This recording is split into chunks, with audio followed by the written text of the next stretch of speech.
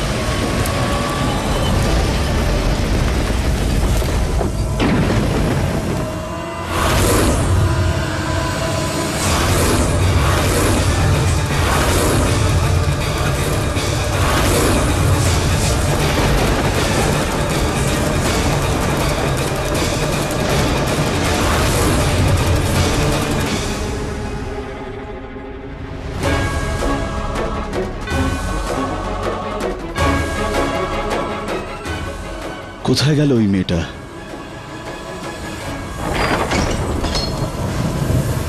এ কি হচ্ছে দিদি? সেটাই যেটার আমার ভয় ছিল। আমরা বিশাখাকে তো এখানে ডেকে নিয়েছি, কিন্তু আহুতি হয়নি, তাই দরজা বন্ধ হয়ে গেছে। যেভাবে রাজগুরু শেষ দরজায় আহুতি দেন, সেভাবেই বিশাখাকে শেষ দরজায় রক্তের আহুতি দিতে হতো।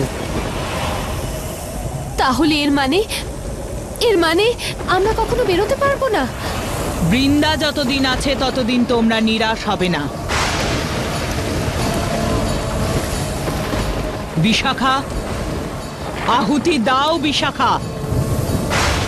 যে দণ্ড তোমার হাতে আছে সেটা দিয়ে তোমার হাত কেটে শেষ দরজায় রক্তের আহুতি দাও।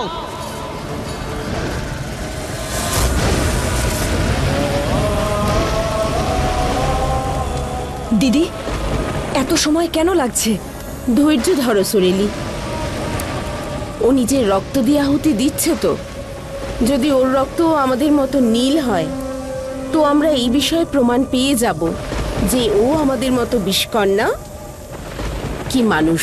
কারণ একজন সাধারণ মানুষ এই 20 লোক অবধি আসতে পারবে না। বিশাখা, নিজের রক্তের আহুতি দাও আর এই দ্বারকে খোলো। বিশাখা, আহুতি দাও। আমাদের কাছে বেশি সময় নেই, তাড়াতাড়ি করো।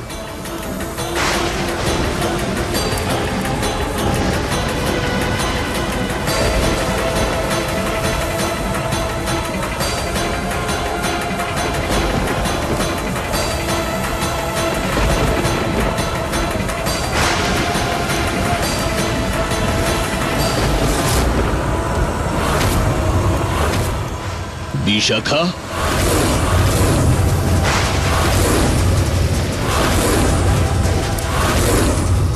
বিশাখা তুমি এখানে কি করছো? বিশাখা,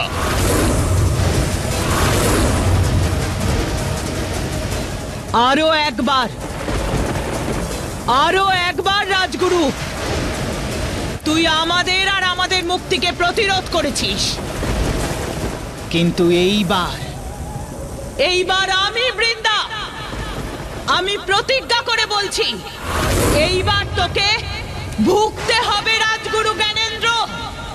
আর এই কথা আমি তোকে দিলাম। তুমি যত পারো চেষ্টা করে যাও বৃন্দা।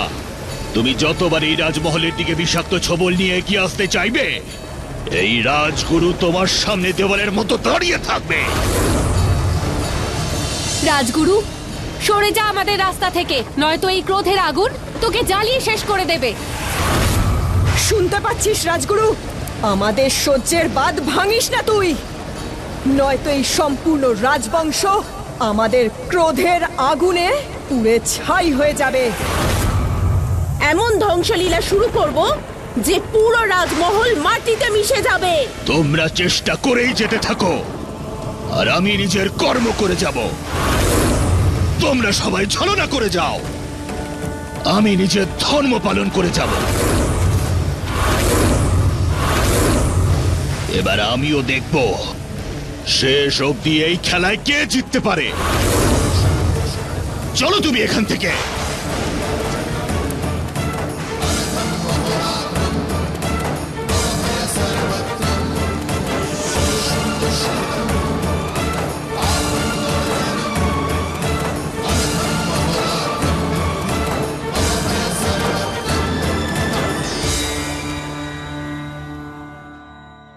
আচ্ছা, অনেক আনন্দ করেছো বিরাজ, নেত্রা।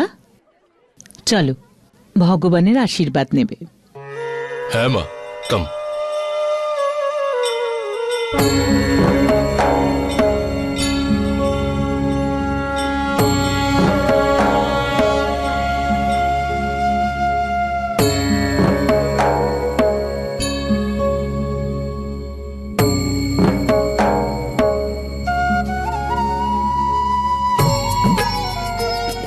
ঈশ্বর, তুমি সব সময় আমার বিরাজকে সুস্থ সবল রেখেছ।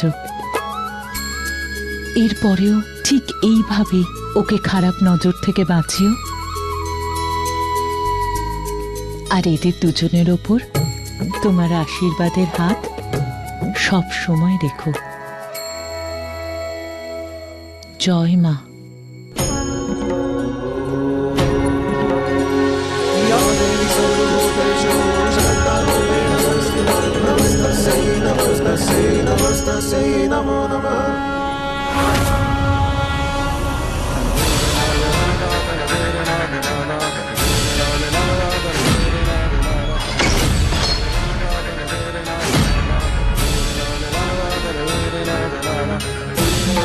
বিশাখা,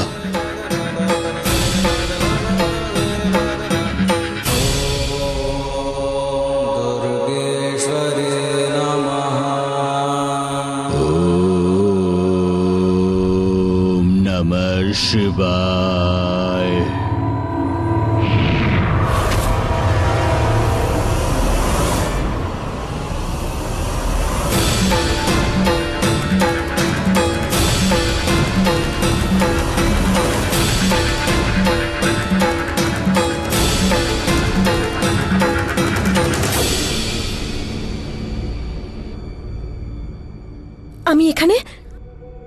আমি এখানে কি করে?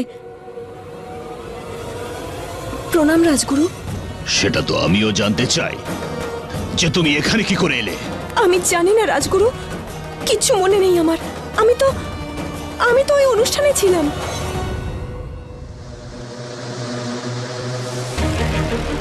তুমি সত্যি কথা বলছো তো? হ্যাঁ।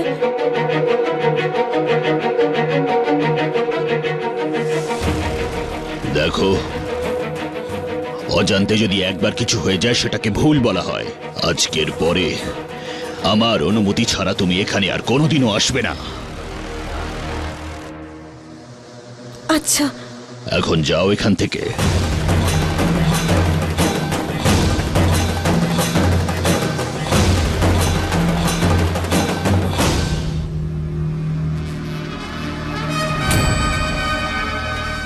আমি ছাড়া এই দরজা আজ পর্যন্ত কেউ খুলতে পারেনি। সেখানে বিশাখা অনায়াসেই নির্ভয় ওখানে কি করে পৌঁছে গেল? কিভাবে সম্ভব এটা? এবার আমাকে কুলদীপকে না জানিয়ে বিশাখার অতীতকে একটু পড়ে দেখতে হবে। হয়তো ওর অতীতেই আমার প্রশ্নের উত্তর লুকিয়ে আছে।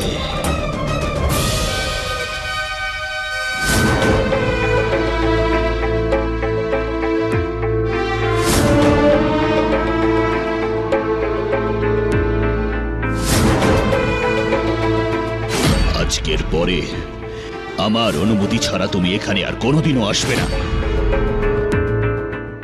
অদ্ভুত ব্যাপার, এখনো পর্যন্ত বুঝলাম না আমি ওই দক্ষিণ দ্বারে কি করে পৌঁছলাম। বিশাখা, বিশাখা, তোকে পেছন থেকে ডাকছিলাম আমি। কোথায় গেছিলিস? এত চিন্তিত লাগছে তোকে। কি ভাবছিস তুই? এবার বাবাকে কি বলবো আমি? ওই কি হয়েছে? কি হয়েছে বিশাখা?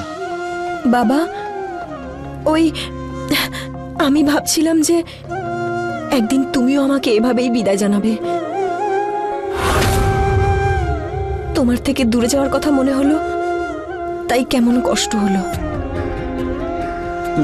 আরে এটুকু ব্যাপারে তুই চিন্তিত হয়ে গেলি? আরে তোর বিয়ের তো অনেক দেরি রয়েছে এখনো।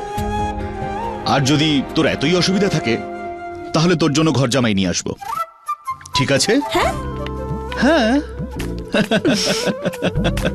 আচ্ছা, আর কি বলে তাকে ঘর জামাই করবে? আমার প্রশংসা শুনিয়ে নাকি নিজের তলোয়ার দেখিয়ে? যা কিছু হোক দেখিয়ে দেব। তোর মুখে যেন এমনই হাসি থাকে। তোর হাসি মুখ দেখে আমার সব চিন্তা দূর হয়ে যায়। এমন ভাবেই হাসতে থাক সব সময়।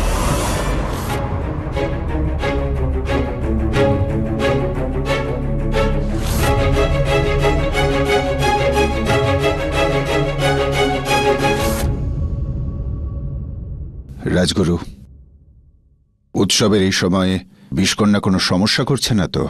আজ্ঞে না রাজা হুকুম, সবকিছু ঠিকঠাকই রয়েছে। খুব ভালো, আমি আপনাকে বিশ্বাস করি। আমি জানি যে আপনি থাকতে মহলে কোনো বিপদ ঘটবে না। আসুন, ওদের দুজনকে আপনি আশীর্বাদ করবেন। চলুন।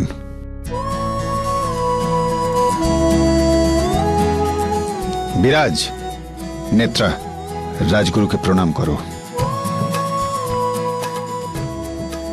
অখণ্ড সৌভাগ্যবতী ভাবা, বেঁচে থাকো। ঈশ্বর করুন তোমরা সবসময় সুখে থেকো আর তোমাদের সম্পর্ক অটুট থাকুক।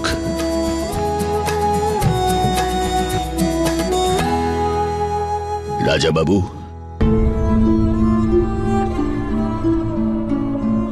এবার আপনিও আমাকে আজ্ঞা করুন। এখনো একটা শেষ কার্য বাকি আছে, সেটা শেষ করার জন্য আমি ঠিক সময়ের অপেক্ষায় রয়েছি। আর সেই কার্য সম্পূর্ণ করেই তবেই আপনার সাথে আমি দেখা করব।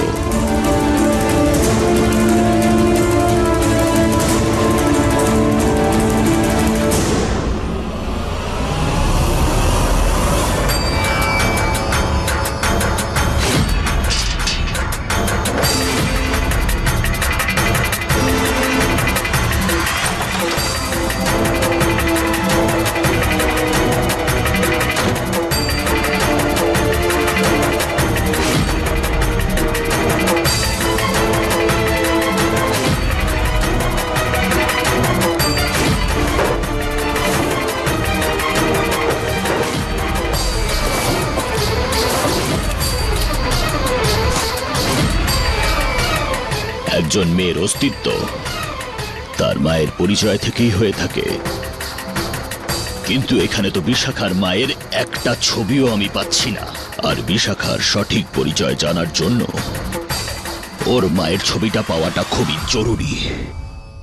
বাবা, অনুষ্ঠান তো হয়ে গেছে, এবার যাই। চল, আমি তোর সাথেই যাচ্ছি।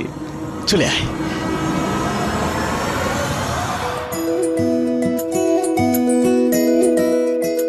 রাজা বাবু, বলো কুলদীপ। উৎসব ভালোভাবেই সম্পন্ন হয়েছে রাজা বাবু। এবার আমরা আসছি, আজ্ঞা করুন। আপনারা এখানে এসেছেন বলে খুব খুশি হয়েছি। হ্যাঁ রাজা বাবু, চল রে।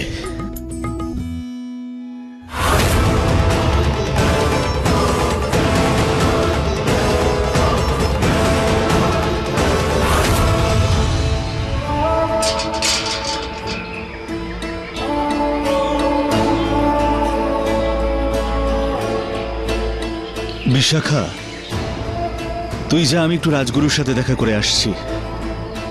আচ্ছা বাবা।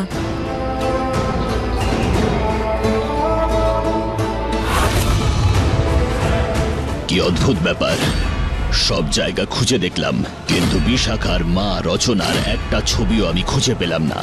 এবার আমি বিশাখার মায়ের কিভাবে খোঁজ করব?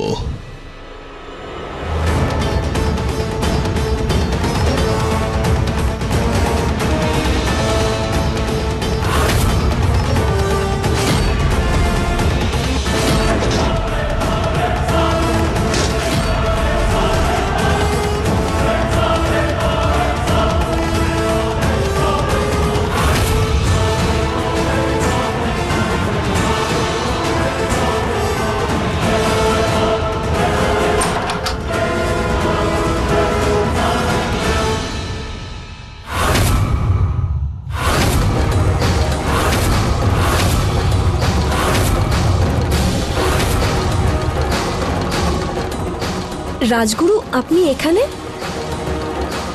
বাবার কাছে আমার নামে নালিশ করবেন, না হলে উনি খুব রাগ করবেন। রাজগুরু, আমি সত্যি বলছি, আমি জানি না ওখানে আমি কি করে গেলাম। তুমি চিন্তা করো না, আমি তোমার নালিশ করতে এখানে আসিনি। আমি তো কুলদীপের সাথে দেখা করতে এসেছি। ও আচ্ছা, আমি তো ভয় পেয়ে গিয়েছিলাম। বাবা ওই আপনার সঙ্গে দেখা করার জন্য কক্ষে গেছেন। ঠিক আছে, আমি গিয়ে ওর সাথে দেখা করে নিচ্ছি।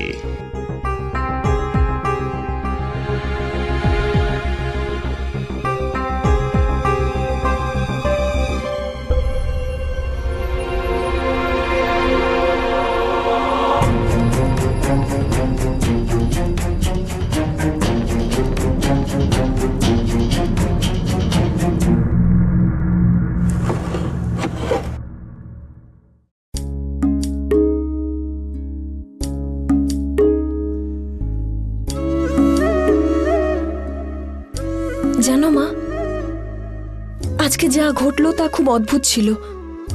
বাবা যদি এ বিষয়ে গুণাক্ষরেও কিছু জানতে পারে তাহলে উনি খুব রাগ করবেন। মা, আমি এ বিষয়ে চেষ্টা করেও না ভেবে থাকতে পারছি না। যদি তুমি এখানে থাকতে, এরকম সময় আমি খুব একা হয়ে যাই মা। তোমার কথা খুব মনে পড়ে। কিন্তু তোমার এই যে ছবিটা, তোমার সাথে কথা বলি তো মনটা একটু হালকা হয়ে যায়।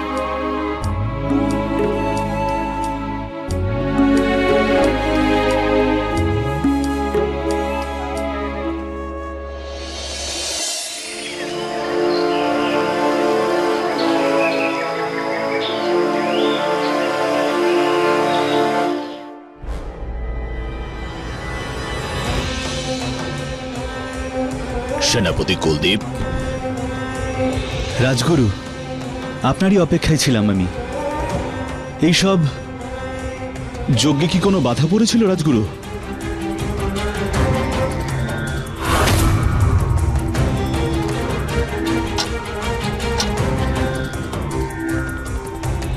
সেনাপতি কুলদীপ, বিষকন্যাদের শক্তি প্রতিদিন বেড়েই চলেছে, আর আমাদের আশঙ্কা বিশ্বাসে পরিণত হচ্ছে। কেউ তো মহলে রয়েছেই যে ওদের সাহায্য করছে। সে কে হতে পারে রাজগুরু? তোমাকে একটা প্রশ্ন করি। অবশ্যই। 20 বছর আগে তোমার আর বিষকন্যার এক কন্যা সন্তান জন্ম হয়েছিল। তাকে কি তুমি বাস্তবে মেরেই ফেলেছিলে?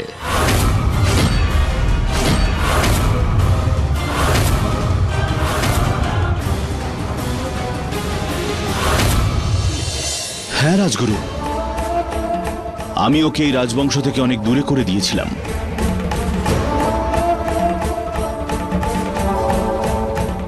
সেনাপতি কুলদীপ, যে লোক ওই বিষকন্যাদের সাহায্য করছে, আমি তার বিনাশ করেই ছাড়ব।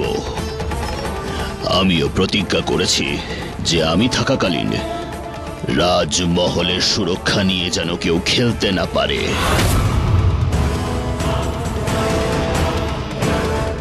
তুমিও এই প্রতিজ্ঞায় আমাকে সঙ্গ দেবে তো?